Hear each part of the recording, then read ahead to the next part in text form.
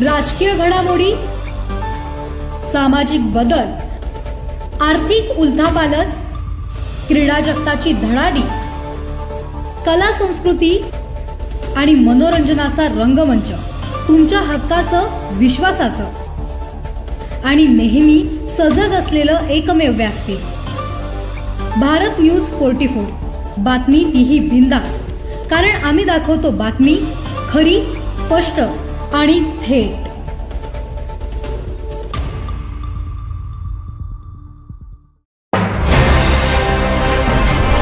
19 वर्षाचा तरुण रोहित त्रिमुखे गेल्या 6 दिवसांपासून बेपत्ता। अपघात, आत्महत्या की हत्या? नेवाळी गाव कल्याणपूर्व येथील 19 वर्षीय रोहित धनराज त्रिमुखे हा तरुण 12 एप्रिल 2025 रोजीपासून बेपत्ता आहे। सकाळी 8 वाजता तो कामावर जातो सांगून घराबाहेर पडला होता।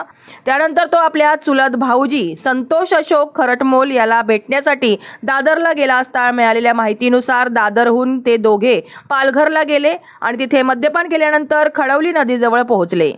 त्याच दिवशी सायंकाळी 5 वाजता रोहित नदीत बुडाल्याची माहिती संतोष खरटमोल यांनी त्यांच्या कुटुंबियांना फोन करून दिली।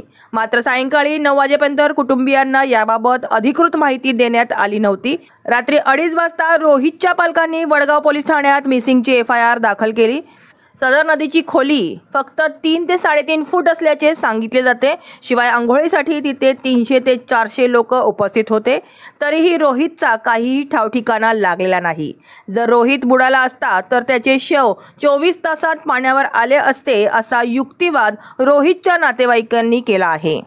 कुटुंबियांचा आरोप आहे की रोहितची चुलत बहीण व तिचा नवरा संतोष खरटमोल यांच्यातील संबंध संशयास्पद आहेत।